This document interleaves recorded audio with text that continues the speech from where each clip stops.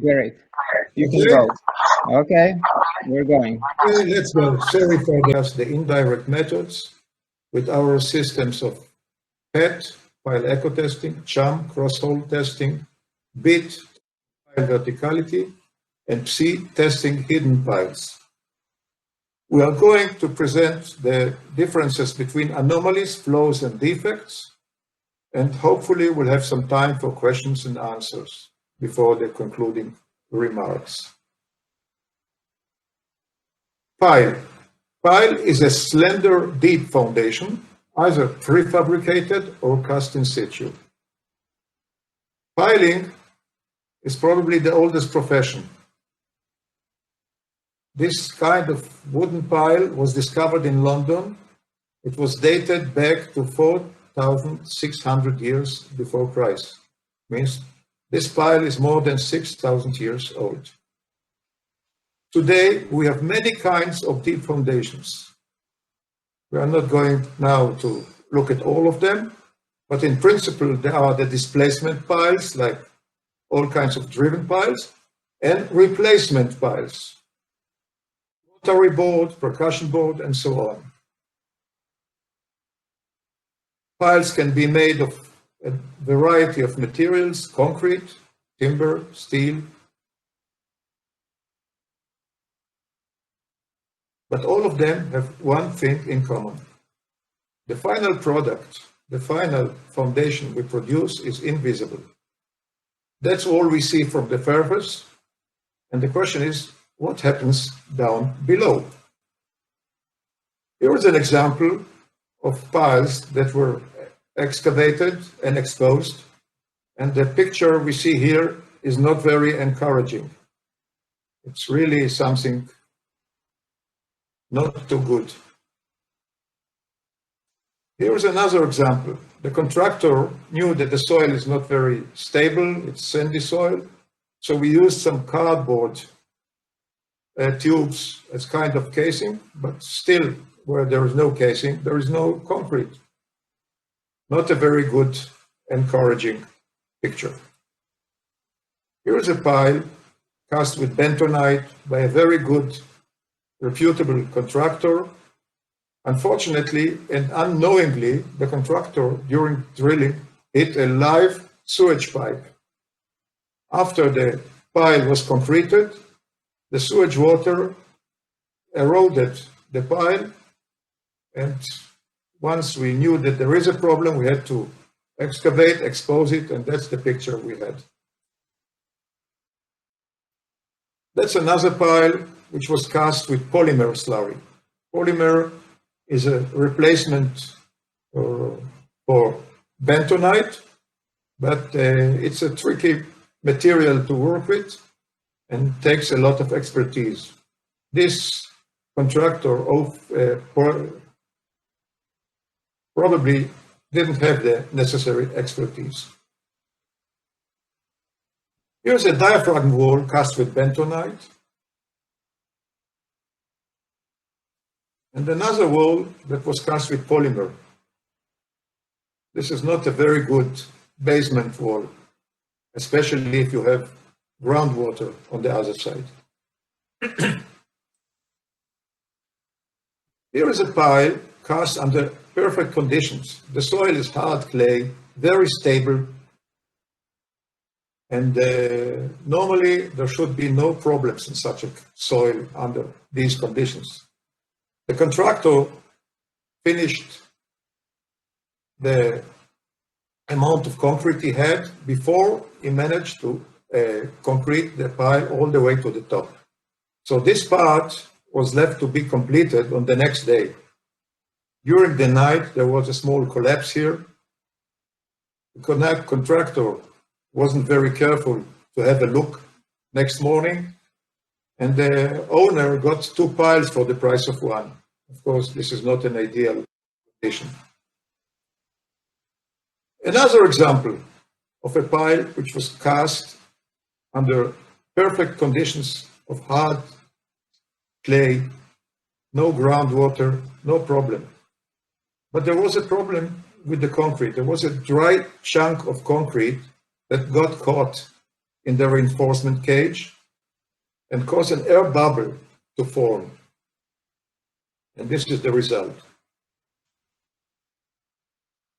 Here's another case of a pile that was cast with concrete that was probably not very workable, and the reinforcement cage was very dense, so the concrete didn't have a chance to penetrate through the reinforcement cage. Of course, this is a result. Such a pile in soil isn't very safe for the long run because the reinforcement can easily be corroded. How many flows do we have in piles? How many defects? We have some statistics from the literature. We start from probably the 80s. This is a reason we got from the United Kingdom. 1.7% of the piles tested had some problems, flows, defects.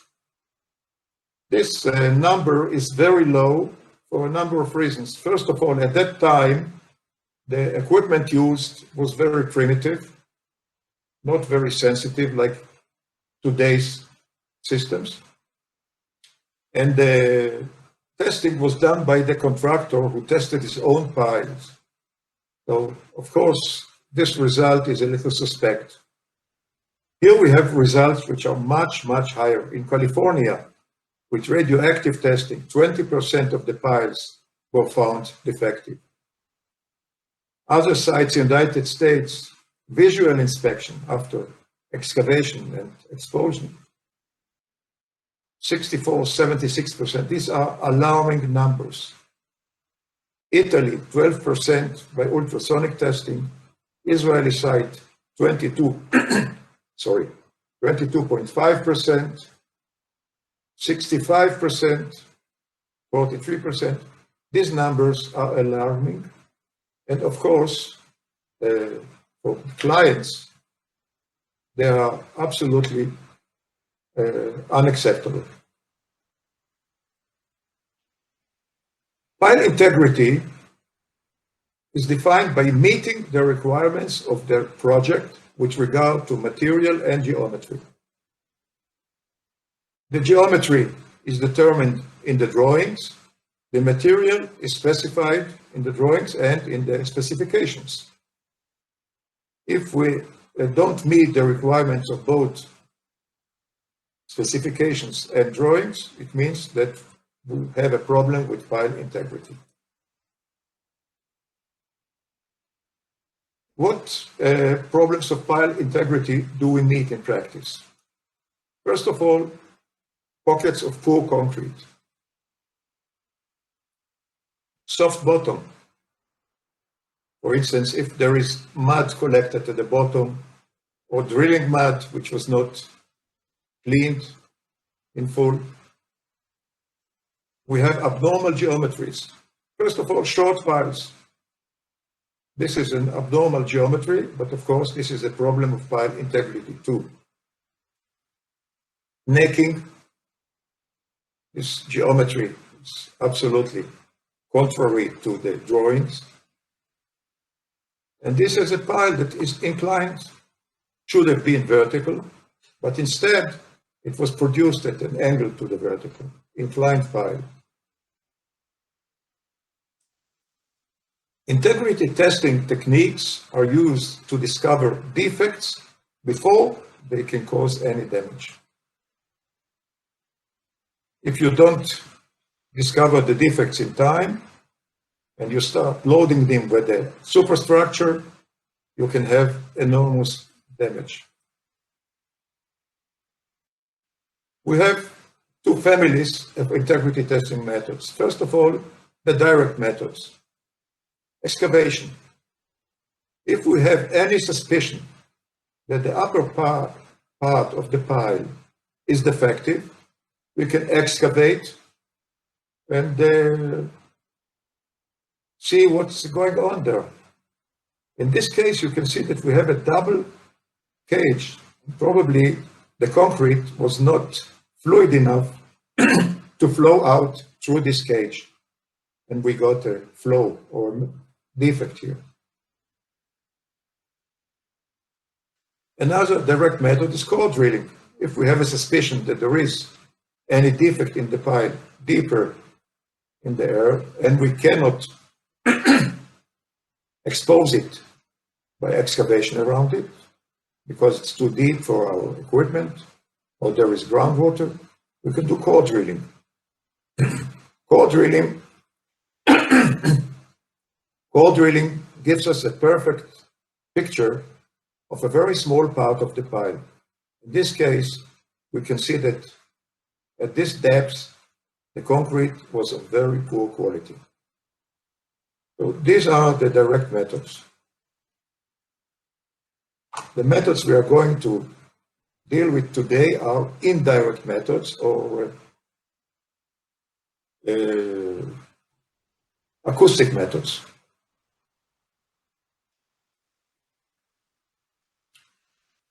We can use long waves for the PET or sonic testing. Long waves have the property that they can move only in one direction or in one line, up, down, or down the pile. They cannot move sideways. On the other hand, we have short wave methods, but like this mouse, they can move up and down, sideways, and in a diagonal trajectory. These are two families of acoustic methods, long wave, short wave.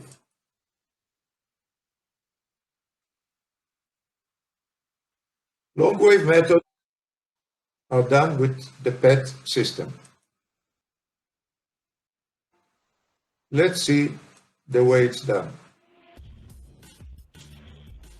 PET, Pile Eco Testing, Low Strain Impact Testing. The mission: test the integrity of 12 concrete piles on this construction site. The tester goes to the first pile and prepares the top for testing. A small amount of special putty is attached to the bottom of the PET. The PET is pressed against the pile top. The top is lightly hit with the hammer.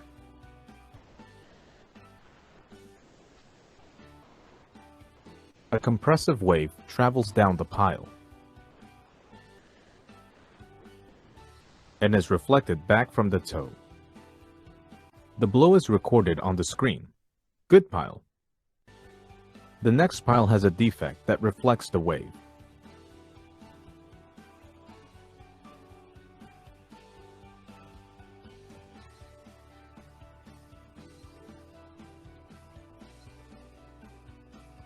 The reflectogram on the screen shows a necking at a depth of 5 meters.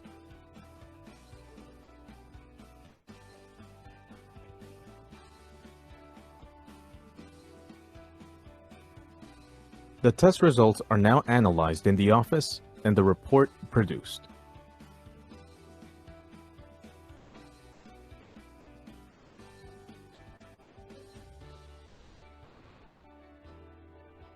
The PET, your compact yet powerful tool for testing the integrity of deep foundations. Thank you. This is the Firewave simulation program for the PET. It is available downloading or operate or using it in our website. On the left hand, these are the results for a normal pile. This is the hammer blow. While the wave goes down and back to the surface, nothing happens on top. Remember that our sensor is pressed against the top. Now what happens if we have a defect somewhere?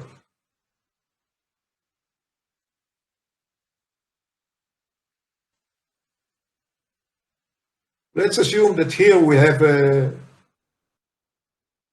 reduced cross-section of the pile. What happens if we hit the top now?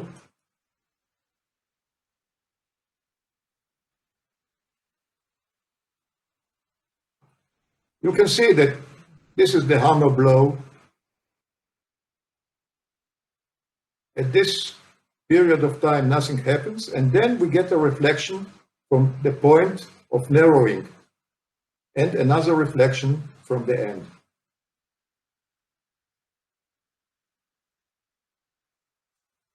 We can, with our mouse, draw any problem we would like to.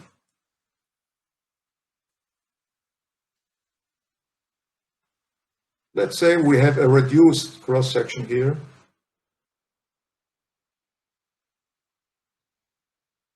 And we hit the top.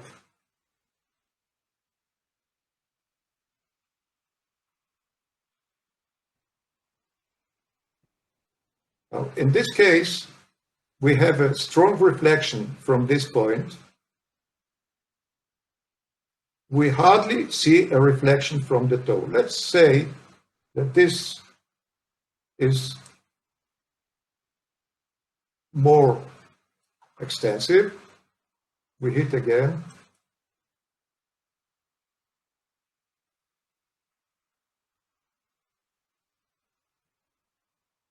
Okay, so we see that this graph, which we call reflectogram, in this case is not normal.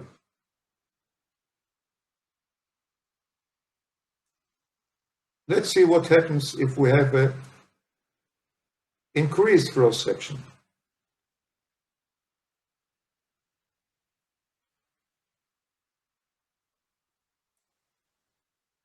We hit the top.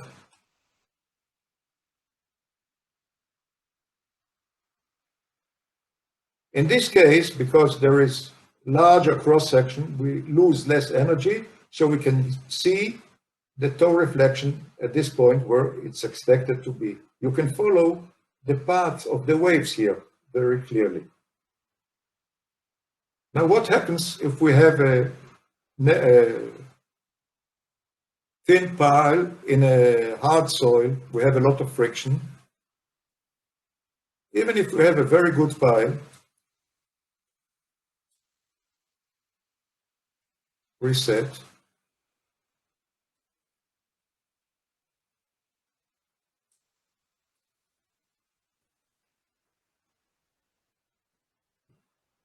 And we hit it now.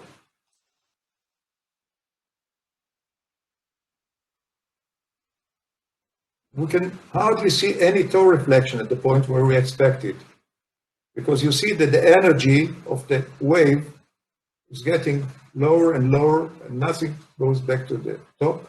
So in this case, we have to use amplification.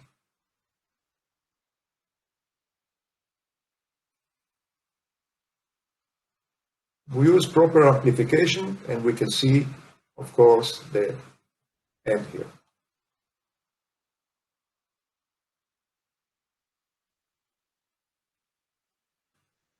Yes.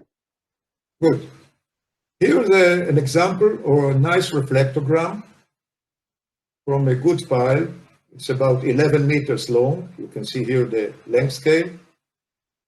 Hammer blow, reflection from the toe. In between, the graph is flat. Everybody is happy. Here we have a flaw or a defect.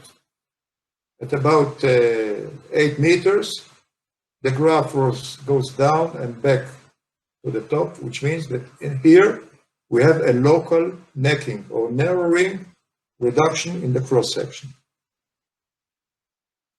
And this is the opposite case. Here we have an increased cross-section, or it's called a mushroom or an onion or whatever vegetable you would like.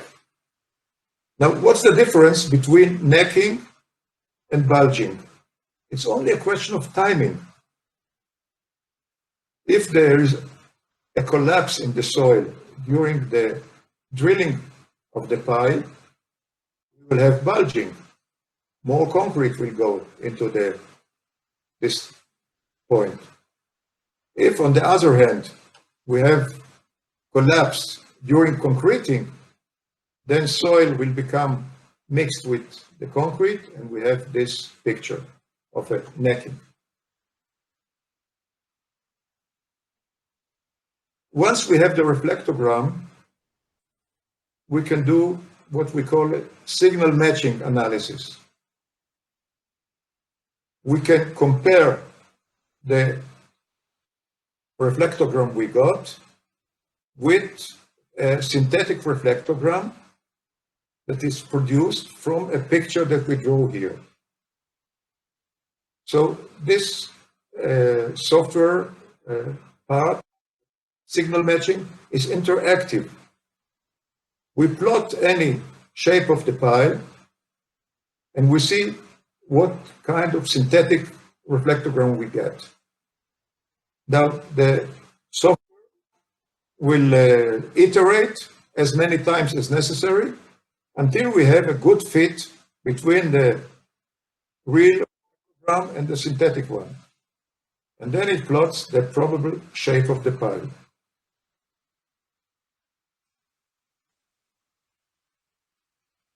So far, about the PET, or the sonic method. What can us the PET give? First of all, it can give us the pile length within an accuracy of, let's say, 5 to 10%, which is not bad. It can give us inclusions of foreign material, horizontal cracking, joints and staged concreting, abrupt changes in the cross-section. If we have a sharp necking, we'll see it in the sonic test. The problem and the drawback of this method is that it is sensitive to changes in soil layers. If, for instance, we have a relatively soft soil here, and here we go into very hard soil or into rock, it will produce a reflection. And this reflection can be misinterpreted to a change in the cross-section of the pile. Which means that when you go to do the analysis of the results, you must have a reasonable picture of the soil profile on site. This will help you analyze correctly the results. The sonic method cannot find anything when this is how the top of the pile looks like. Of course, here you see a very strong big breaker doing a lot of damage to the pile. So if the pile was perfect before that, it can ruin the pile. You have to be very careful when you clean the top of the pile. Advantages. The test is very quick. Because of that, it's very inexpensive. It is universal, which means it can apply to concrete piles, cast in place, precast, wooden piles, even steel piles, profiles, and tube piles.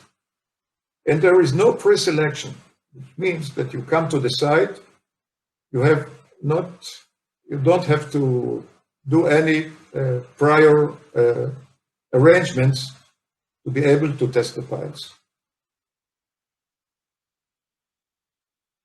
We spoke about the effect of the soil on the results. The effectiveness of the method, or the penetration effective depth, depends on the slenderness ratio of the pile and on the hardness of the soil. This graph shows you lines for different standard penetration test results. This is very soft soil with SPT 5, very hard soil, SPT 40. And this is the ratio between the length and the diameter, L over D ratio, or the slenderness ratio. If you have a slenderness ratio of 20, the pile can be tested even in the hard soil. If you have 30, You cannot test it in very hard soil, only in moderate soil.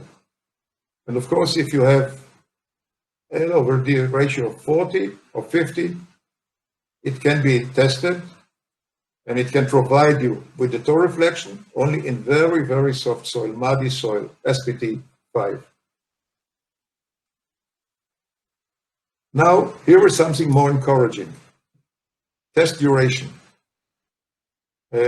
Statistics we performed on about 70,000 piles from all over the world showed us that 60% of the piles were tested with the PET in less than half a minute, 30 seconds. 90% of the piles were tested in a minute and a half. Of course, this is the net time. It doesn't include the time of moving from another pile, one pile to the other. But still, the method is very fast, and a single operator can test hundreds of piles in a working day. This also, of course, lowers the cost of the method and brings us the conclusion that we have to test all piles. If the test is so quick and so inexpensive, there is no reason to try and save money by testing only certain percentage. 100% of the piles have to be tested. What are the other shortcomings of the sonic test? It is unsuitable if you have very heavy loads, large bridges, high-rise buildings, very heavy structures. The sonic test, because it uses a long wave, as we mentioned before, has a lower resolution. So it's unsuitable. Here we have another case. Let's say we have a site in town, very crowded site, and the contractor cannot lower his drilling rig, large rig, to the basement.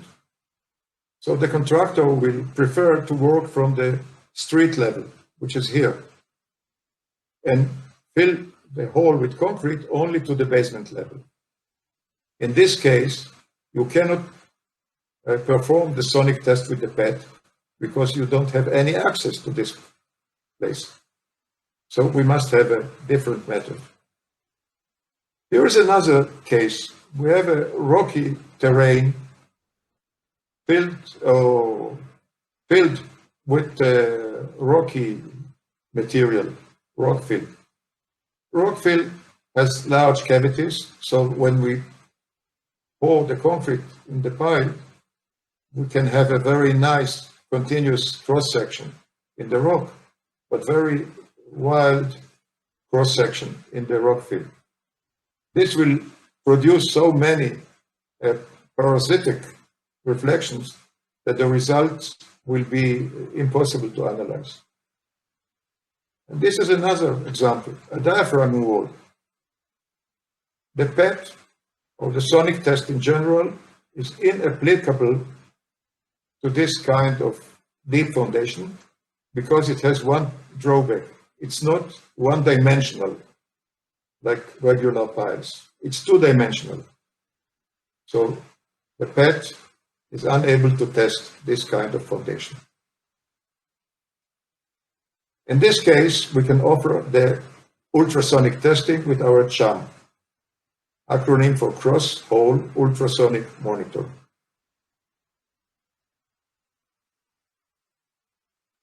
For this kind of testing, we have to install access tubes in the concrete during casting. The tubes are normally steel tubes, black steel. You don't have to use galvanized, shiny tubes. The normal diameter is 50 millimeters or 2-inch pipes. We use our CHUM, which is connected to a computer. We have two pulleys on which to hang our sensors. One sensor is the emitter and the other one is the receiver. We lower them to the bottom and start pulling to the top, and the emitter sends ultrasonic pulses to the receiver. As long as the arrival time and energy which we get at the receiver are unchanged, it means that the concrete quality is constant.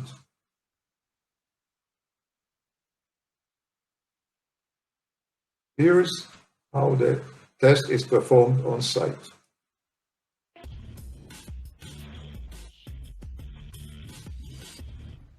Gadi, can you see it? On this see it site, very well. large diameter board piles were constructed. I'm going to On the mute surface, you they so all you look don't perfect. disturb. But are they? CHUM, compatible with ASTM standard D6760, looks for the subsurface imperfections through the access tubes installed. Depth meter pulleys are placed on top of the water-filled tubes. Ultrasonic dual-function transceivers are lowered into the tubes.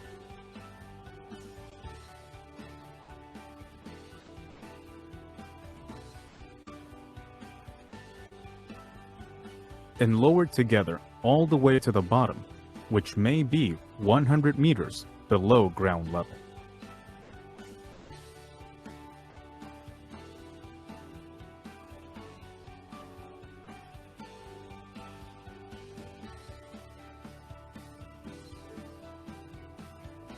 When the sensors are level, the computer connected to the CHUM gives the order pull. While both cables are pulled together at a speed as fast as 2 meters per second, the location of the sensors is shown on the screen in real time. Ultrasonic pulses are continuously sent from the emitter to the receiver, and anomalies, such as increased arrival time or lower energy, are immediately displayed. CHUM automatically adjusts signal gain for optimal signal quality under variable conditions.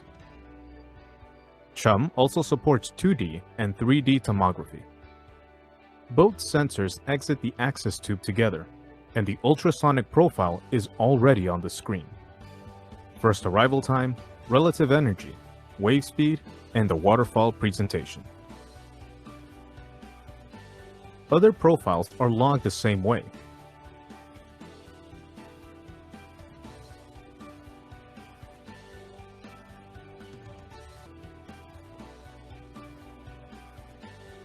The data is analyzed by the engineer who checks for any inconsistencies, adds his comments, and prints the report.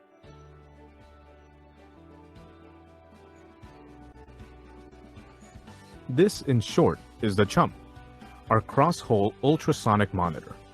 It is portable, rugged, and productive. Due to the use of a detached computer, the CHUM will never become obsolete.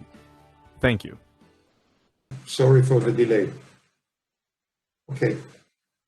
We mentioned that we have to use access tube.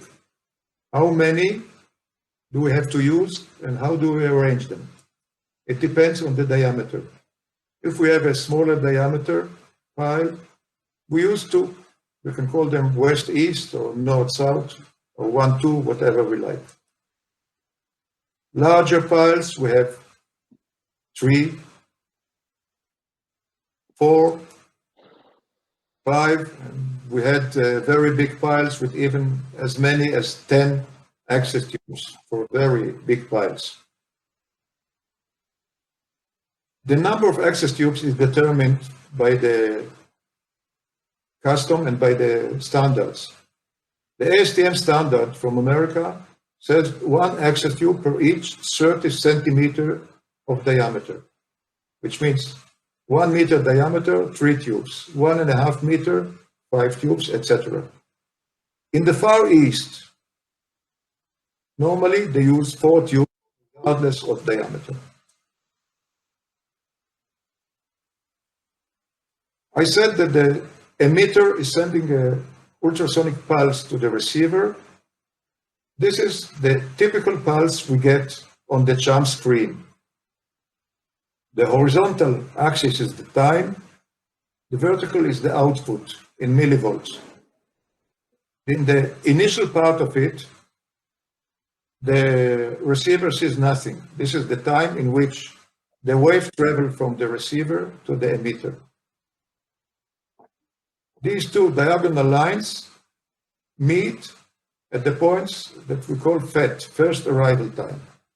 This is done by a special algorithm that belongs to the CHUM software.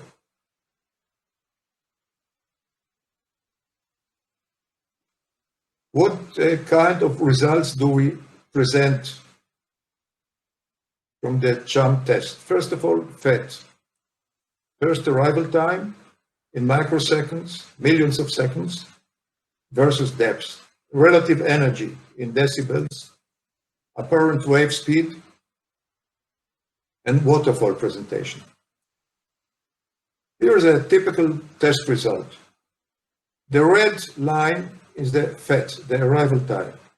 You see that at this depth of 3.5 meters, more or less, suddenly we have a very long arrival time. The blue line, the energy is much lower. And the waterfall presentation here is absent. It is totally white, as opposed to gray everywhere else, which means that at deep depths, we have an anomaly or a flow.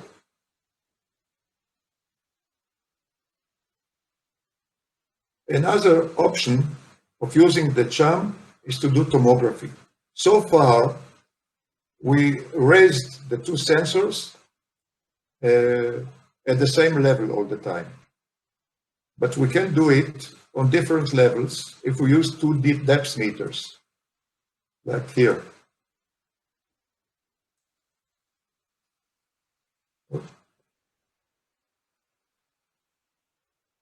We can raise the receiver and emitter together. When we see a flow or an anomaly forming on the screen, we can continue the test with different levels for each of the two sensors. And then we can see the anomaly or the flow forming on the screen. These are the results of a pile that had a flow at 4.5 meters or 4.4 meters. We have two methods. One is the quasi-logic method. The other one is the matrix method. These are two different mathematical techniques, and they give you more or less the same picture. So the two-dimensional tomography gives you not only the vertical coordinates where the defect starts and ends, but also the horizontal extension of the defect. And of course, the most sophisticated is a three-dimensional tomography in which the software combines the results from all tubes. Here is a file with 4 tubes, and you do tomography on all 6 axes possible from 4 tubes. And then you can see the result in 3-dimensional. You can move it in space. And this is a very powerful method that in many cases helped us save a big pile. Because once you see the horizontal dimension,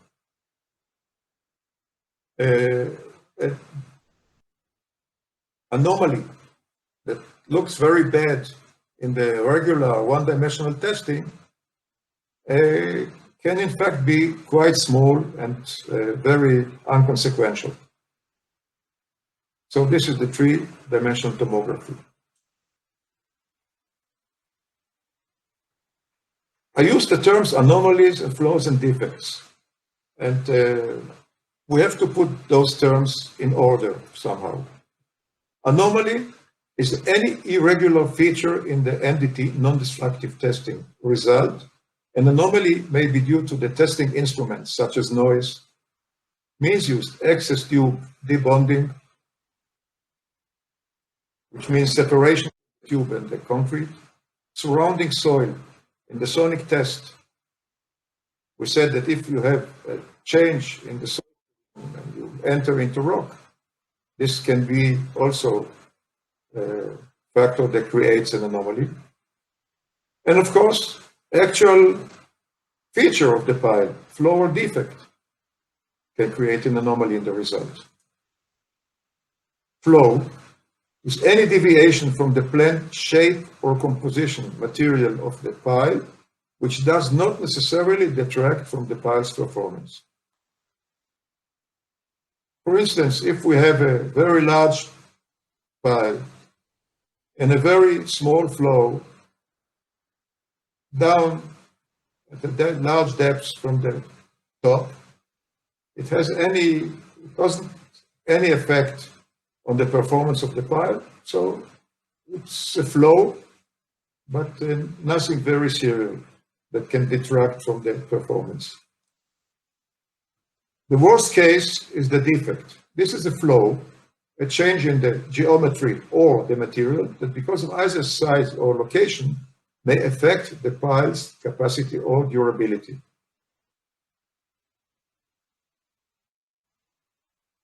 Who decides what? The test laboratory is responsible for reporting anomalies, of course, and for assessing which anomaly comprises a flow. Of course, if there is no water in the access tubes, the Crosshole method will not work. The testing laboratory should report that there was no water in the tube, but not do the test. If there is a flow, as determined by the laboratory, geotechnical engineer and the structural engineer are jointly responsible for the decision which flow comprises a defect. Now, a defect does not necessarily disqualify or reject the pile. Defects can be repaired. The pile can be reinforced by additional piles and so on. So a defect is not necessarily rejection of the foundation. Here's what we call a Venn diagram, which shows anomalies. Many anomalies do not have any connection to what's going on in the pile, but here we have flows that cause anomalies. Some of the flows are defects when the engineers decide they are.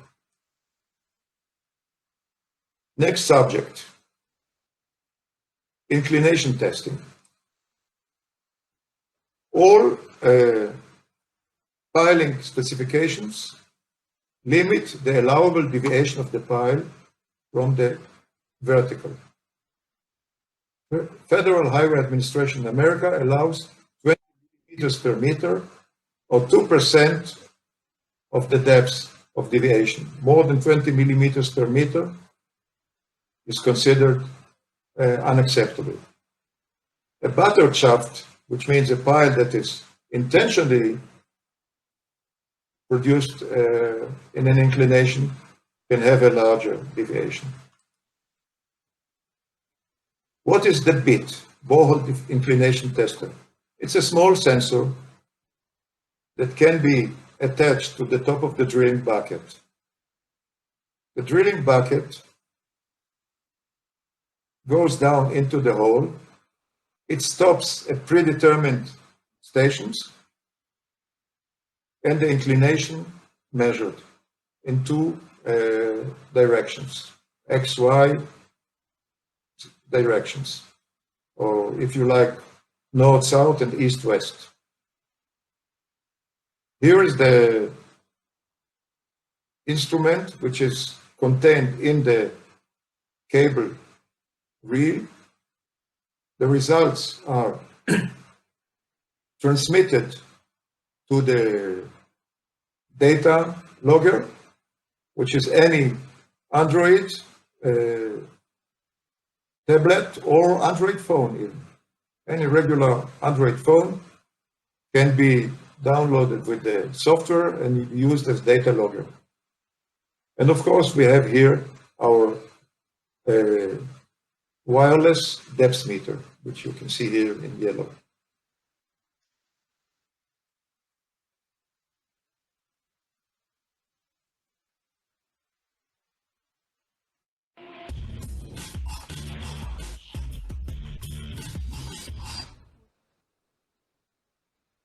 Gadi? The square pier is surrounded by diaphragm walls.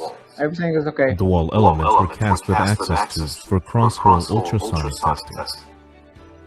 The walls are 30 meters deep. Are they vertical?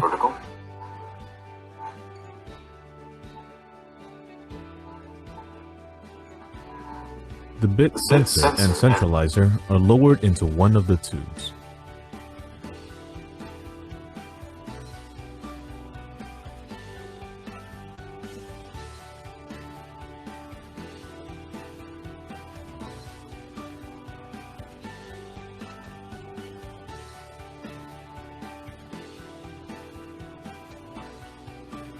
The bit is lowered to the first stop at 5 meters.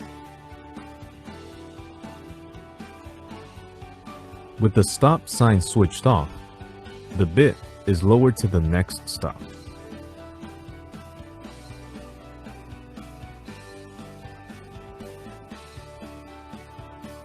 The procedure is repeated all the way to the bottom.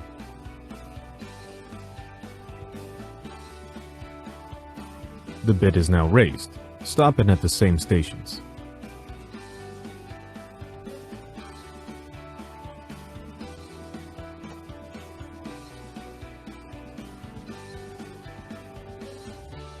The bit is now at the surface for final reading. The top view is now seen on the screen.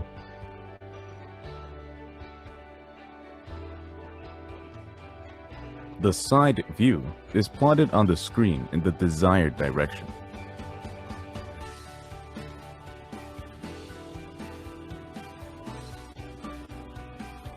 The deviation of board piles is measured the same way.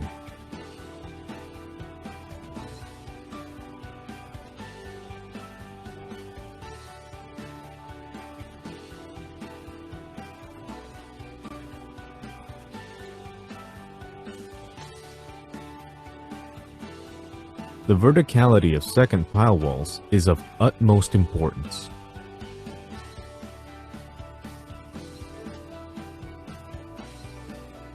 The bit can also test simple low-cost tubes for geophysical testing.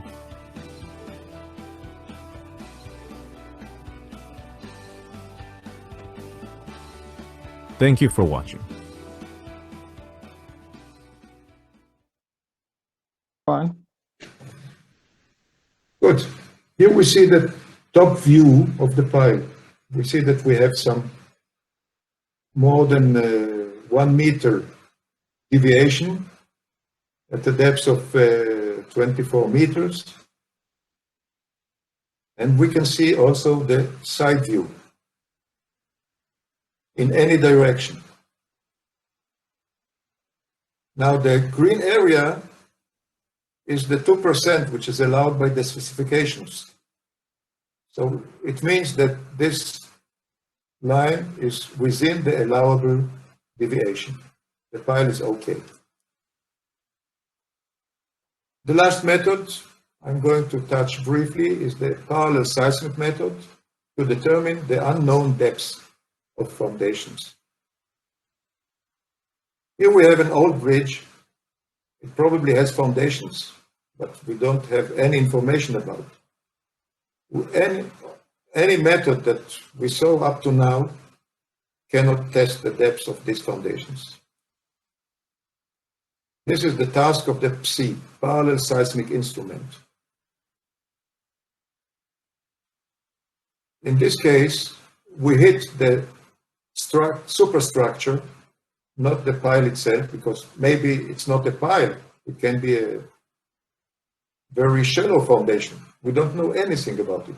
but we hit the superstructure with a hammer with an impact switch. Here we have a depth meter. Now, close to the structure or to the foundation, we have an access tube which is put in a hole in the ground and surrounded by grout. We start hitting the superstructure while lowering the sensor, which in this case is a hydrophone, in the tube which is filled with water. We stop it at different depths, let's say every 50 centimeters, half a meter. We hit the superstructure with the instrumented hammer, a few blows. The waves go through the foundation to the tube and to the hydrophone. Our depth meter records the depth all the time, and the results appear on the screen of the computer. So here are all the parts of the sea. Here we see typical results, like the pulses of the CHUM. There is a noise-free or flat zone where the waves travel between the point where we hit with the hammer and the hydrophone. Now we see that there is a breaking point here. Up to here, or down to here if you like. This is one slope, and from this point downwards, another slope. Here, the slope represents the wave speed in the concrete of the foundation. Below that, that's the toe of the pile or the end of the foundation. This slope presents the speed of shear waves in the soil. Now, what is this empty area? Very simple. In this, on this side, we had groundwater at 8 meters, and here we had a very good medium for the wave to move in. Below that, we had very dry soil, so no waves. But anyhow, these results are excellent. Conclusions of this presentation. In piles, defect may and therefore will occur.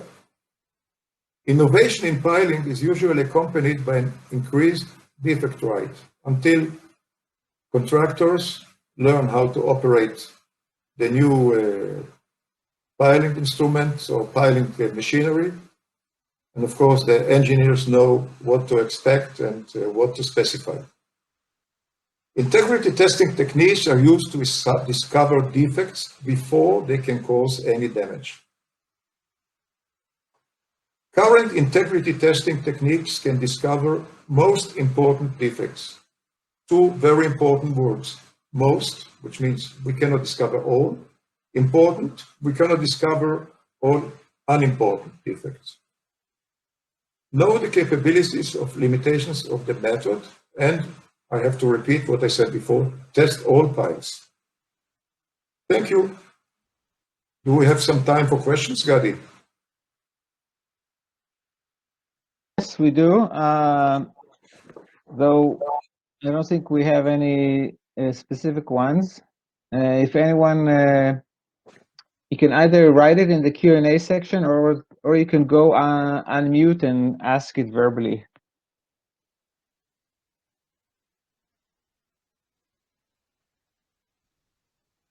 Let's go here. Messages. What happened, Carlos? No questions? Hello. Hi, yes, go ahead. Yeah, I have a question. Like you mentioned in the presentation, for different, my question is for different soil layer. Let's say there's a multiple soil layer, like loose soil layer and rock soil layer. In that case, what should we use? Like you told that for soil layers with heavy friction, we have to use amplification, right? Well, amplification has to be used on all results of the PET, except for piles that are laying on the ground, which usually is not what we are going to find in practice. Okay, okay. You always have to use some kind of amplification. Okay. And I have another question, like for CHUM, should be performed during casting the test? Pardon, I didn't get the question. Like you showed in the presentation, Yeah. for the CHUM, there's a tube like to insert the sensors, like right into the tubes. Yes. How to use the tubes? Like, let's say during casting, or Well, the tubes are normally connected to the reinforcement cage on the inside. okay, so it's permanent, right? The tubes are permanent. Yes, they are. Okay, okay. However, you cannot run the test immediately after casting, because I think this was your original question, right? Yeah. You have to wait till the concrete settles for about a week or even 10 days until you can run the CSL test after you cast. Okay, thank you. You're welcome. That's all my questions. Thank you. All right. Anyone else? Hi. Yes. Hello. My name is Revati Nair. I just wanted to ask you, for seek and piling in something like chalk, what sort of testing method would you use? Piling in chalk. Yes. Well, Seek and piling, just not normal, for seek and piling, when the piles are, overlapping each other. there are many kinds of chalk. Chalk can be very soft. I think in England they have some chalk that has an SPT of 10 or less blows. Mm-hmm. The chalk can be very hard. Say for SPT of 15 to 20. 15 to 20. In this case, you can test piles provided that the ratio is not too high, let's say 10, 15, and that the top is well prepared, which means if the top is not flat, you have a lot of noise. Mm. Because you have to use a lot of amplification, it also amplifies the noise. So sometimes in difficult cases, you have to ask the contractor to take a disc grinder and make a flat surface on the top of the pile on which you place your sensor and hit with the hammer. Okay, thank you. You're welcome.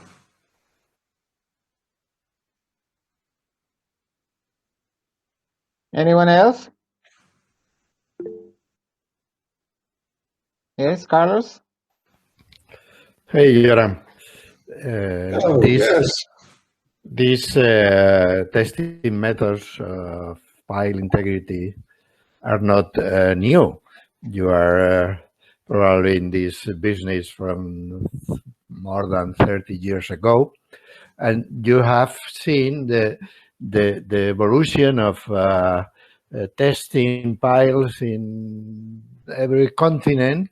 So, what can you say about the actual situation of pile testing all over the world and in different continents? How is it evolving, and how do you see the future of this of pile testing?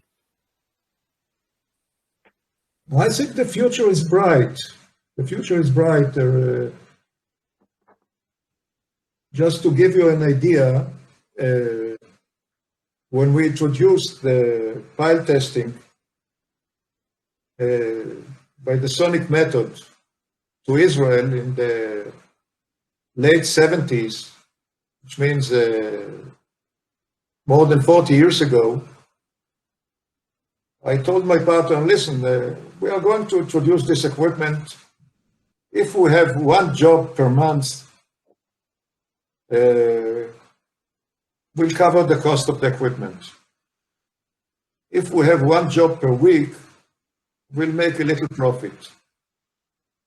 Today, in Israel, which is a small country, only about 9 million inhabitants, there are about 15 pile testing laboratories, or maybe close to 20, testing piles every day. So every day, thousands of piles are tested in Israel.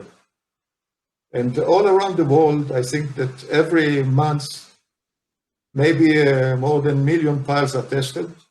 95% or 98% of piles are tested by the sonic method, by something like the PET.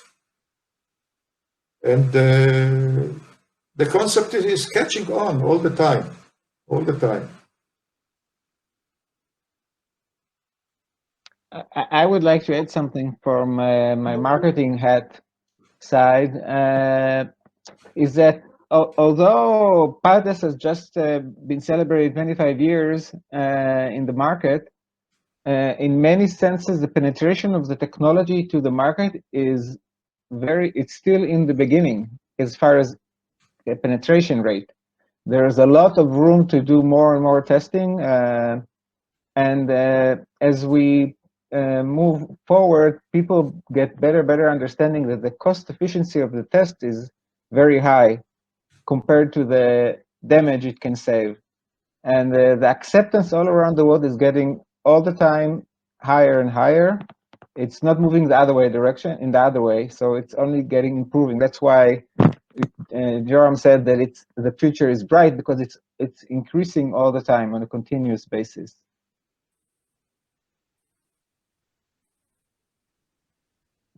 More questions? Thank you.